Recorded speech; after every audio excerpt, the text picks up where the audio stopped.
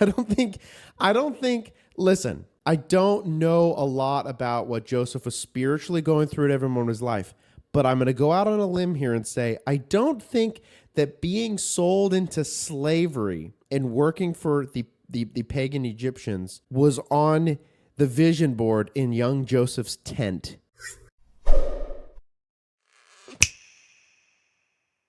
Hello and welcome to Bad Analogies, where we are exploiting every loophole, dodging every obstacle, penetrating the bureaucracy. You may have noticed a sort of different timbre, a little bit more bass and baritone notes in my voice. That's large part due to some gifts I received, one gift in particular from my nieces and nephews in town for Thanksgiving. You know it's going to be a beautiful Thanksgiving when there's family gathered, there's food, and there are many children with the crust of yesterday's snot just sort of hardened upon the upper lip, but also freshly glazed with today's nasal dewfall. It's a beautiful, when you get those hugs, and I resent the culture around, oh, I got it from them, or they gave it to me, or whatever. It's like that person got sick, and they were weak and defenseless, and they caught a sickness. And you were just as weak and defenseless as them. And so, yes, they caught it. The alternative is what? Stay in your home. Don't subject other people to your germs at Thanksgiving. I say, bring the Christmas cheer, bring the mirth, and bring the snot with you. That's what I say. That was not the planned intro to the podcast, but once I heard myself speak in my headphones, I realized it had to be addressed. The people were going to ask anyways. So there you go. I have a bad analogy. The bad analogy drives at the following point. Do you know if what you're working on right now is working towards what your life's goal is? This is not a self-help episode. It's really an invitation to the mystery of divine providence. Without being too preachy now, you're just going to have to follow me. I had an epiphany today that Joseph of the Old Testament, Joseph of Egypt, Joseph with the coat of many colors, Joseph the dream interpreter, he really must have understood, or at least came to understand and appreciate, the mystery of divine providence. That's not a new take, but follow me here. He's my new top guy. Joseph of Egypt, he's my new top guy. We don't really call Old Testament people saints, but Saint Joseph of Egypt, he's my new top guy. Let me tell you why. He was the favorite of his father. He could interpret dreams. He had spiritual gifts. His brothers were envious of him, probably due to the favoritism of their father, but also because he could interpret dreams. He may have overshared with the brothers on, oh yeah, I had these dreams. He dreamt that like his brothers were going to be bowing before him someday. They weren't too keen on that. Anyways, the brothers sold him for silver. They sold him for silver into slavery.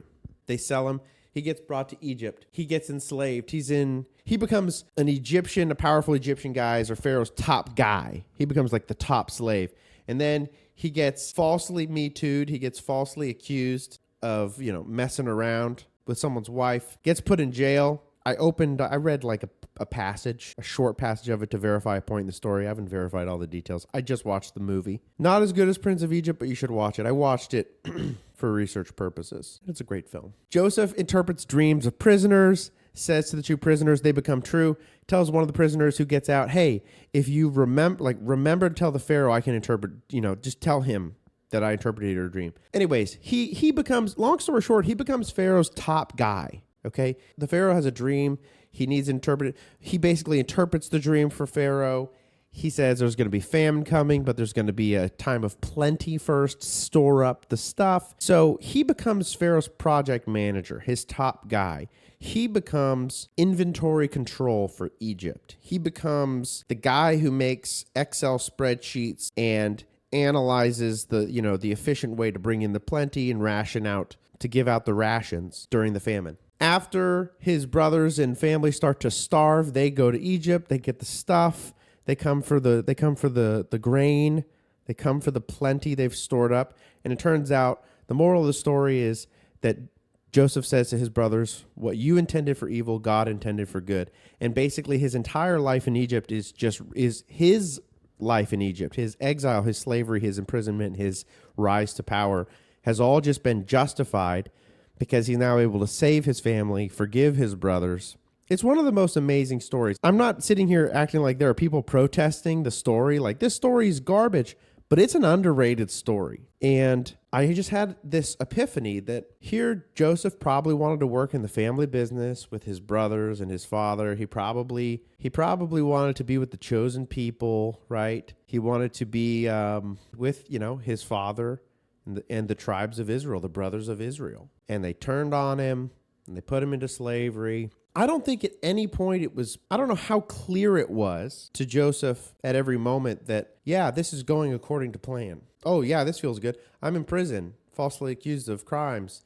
I'm enslaved by my own brothers, sold. Like, you would feel like God's plan is actively being like thwarted in your life. If you actually were in this, it's easy from the third person to think he was probably just so spiritual and holy and insightful that he just knew like the whole time. And it's, he in order to act well, he probably knew God was always with him. But still, the question of, is this really how my life is supposed to be playing out? Is this where I thought I'd be? When I got the coat of many colors and my dad gave me this special coat and he was like, you're my chosen son. I love you. I don't think he thought that getting sold into slavery by his brothers was a part of his like life goals. I don't think he put that in his vision board.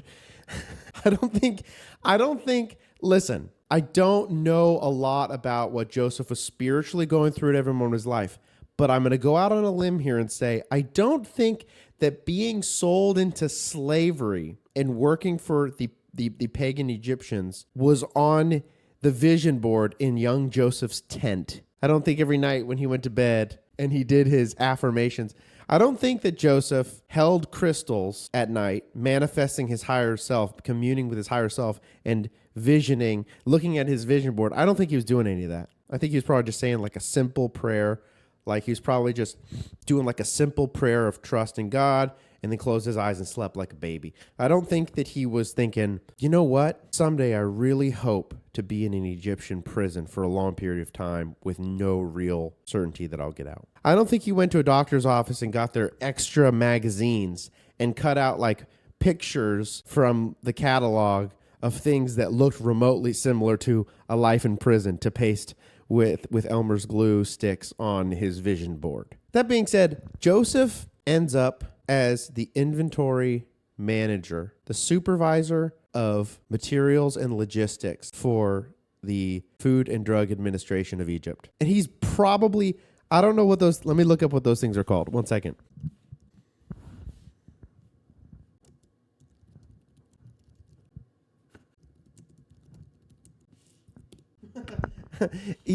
Okay, so Joseph's Pharaoh's top guy of inventory control management for the Food and Drug Administration of Egypt for the coming famine. And he's the modern day, he's the olden day equivalent of his top spreadsheet guy. He's making spreadsheets. He's got his abacus and he's sliding his abacus, you know what I mean? He's moving the beads across the abacus back and forth. And he's telling Pharaoh, how to do, he's doing an 80-20 analysis, right? 80% of the grain's coming from 20% of the fields. So we're going to want to manage our resources in these areas so that we can get the best yield in the 7 years. Then we're going to want to use the same analysis. 20% of the families are going to eat 80% of your grain stored up during the famine. So we're going to have to figure out, probably drill down. Hey, we're going to have to drill down by family and say, hey, what's your ratio of children to adults? 20% of the family members eat 80% of the food allotted each family. We're going to have to find a way to ration these. I like to think Joseph of Egypt, the 11th son of the 12 tribes of Israel, I don't think he imagined on his vision board a life in corporate Egypt. It's funny because the word corporate America just seems like its own noun, like its own thing. So I was going to say like corporate Egyptian corporate America, but whatever. I don't think he imagined, someday I want to get good at an abacus and make abacus spreadsheets for Pharaoh. He did. He got good at it. He learned the tricks. He learned the tricks of the trade. He diligently worked. He was persistent and he did well where he was put. He didn't become resentful. He didn't put himself in situations to where his pride basically just made Pharaoh kill him because he said slavery's too good for me. I used to have a really, really fancy jacket. I'm not going to be your slave. You should kill me. He never said that. He was humble. He took what was given to him. He worked hard at it, and he became Pharaoh's top guy. And the beautiful part about it is God used that to save his people. So how did that realization, how did that lining up? Because I see myself a lot in this story. Not in I've got special gifts or I've got a fancy jacket.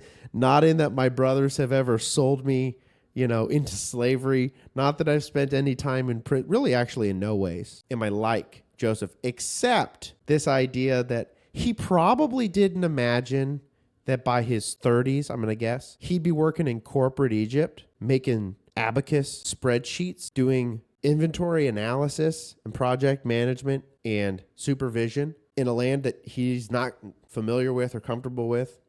He didn't whine about it. He didn't try to escape. He didn't try to get himself killed by, provoking his slave master. He even said no, I would never betray my master. And he did good work where God put him, where providence led him. And of course he was ready for it when he saw his brothers come and ask him for grain, but he didn't know that this is where all of that would be leading. He didn't actually realize he'd be the one to save his whole family when all he really ever wanted was to go back to his family and see them. And why this is encouraging to me is in a lot of ways, I see myself as someone who has ended up, in a sense, somewhere where they didn't aim career-wise, but reassured that if you do well at it, and if you try to work well where God puts you, where God has led you, whether it seemed predictable or intentional by you or not, you're not the main character. And that's really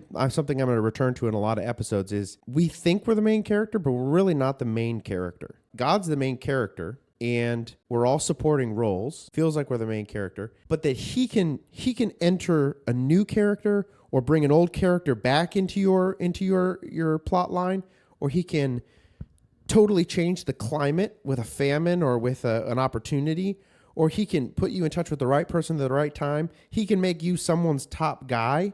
And then when you least expect it, everything, all of a sudden, the world can be pivoted to where for a moment, you're not the main character, but you're the critical character. That your character is pivotal for the unfolding of events for almost everyone in your life. And there might only be, there might only be 2 moments in your life, 3 moments in your life where that's the case. But it's a really interesting mystery to consider that, you're replaceable in a lot of things in life as far as tasks you do or things you provide. Those are all going to get done. The necessities of life are going to get there one way or another, with or without you. But there are moments when if you give yourself to what you're working on, or if you give yourself if you try to work hard at something, then maybe one day, somehow, you saying yes to where God has led you at the moment will be the deciding factor. Simply, maybe it will save lives, physically or spiritually. I think Joseph is a great example of somebody who just submitted himself to providence. When I watch social media videos, clips, motivational stuff, entrepreneurial stuff, podcast stuff, things that I'm interested in, but that the algorithm's suggesting to me, there's this tension between wanting to go do a lot of stuff, go accomplish a lot. That's great. And you should. But there's also this really weird illusion of control. I see a lot of these videos that it's here, you can make $20,000 a month if you just do these 3 things. And then they list the 3 things, and all of them are a 10-year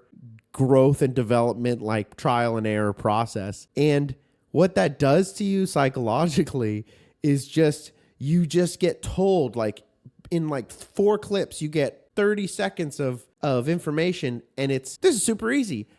You should be, ambitious, but also this is super easy, and you're super lazy if you don't do it. But at the same time, also, it's so easy that you should just go do it now. But also, what I'm actually telling you is really not any of the actual initial information you need to do.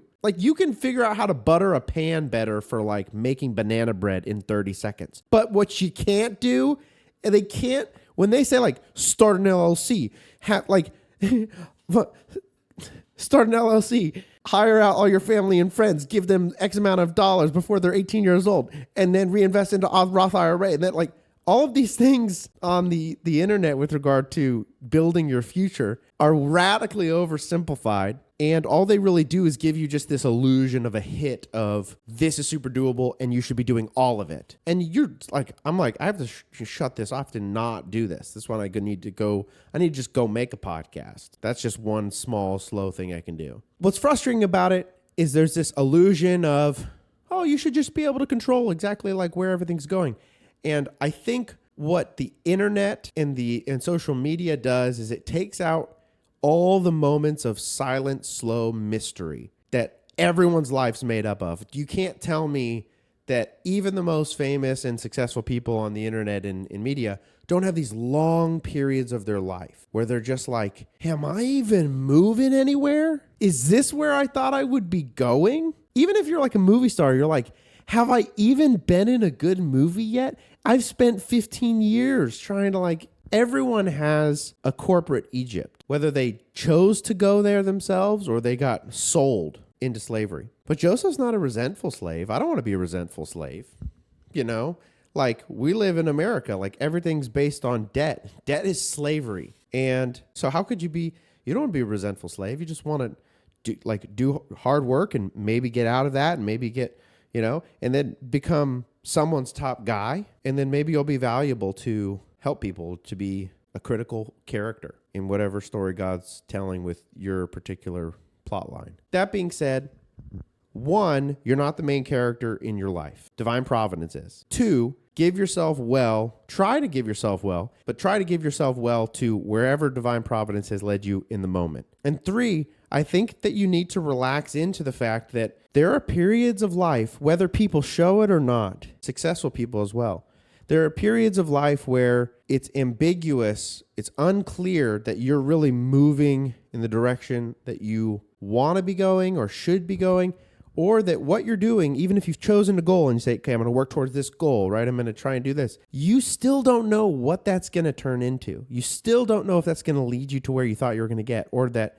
either you're going to change your mind, or that you'll get an illness, or that you'll lose a loved one or something is going to totally rearrange your priorities. But how you were aiming for that thing, developing those skills, developing your abacus skills, God can use that to totally flip the script when that change happens in your life to where you're ready. You're ready to be, you've become the kind of person that is ready for whatever that plot twist is. That's basically it. Joseph and the Coat of Many Colors. I don't know what it's called. Joseph the Dreamer or something.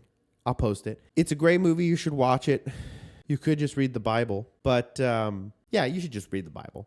Anyways, thanks for listening. This has been Bad Analogies. I'm Alex Mishork, and we'll catch you on the next one.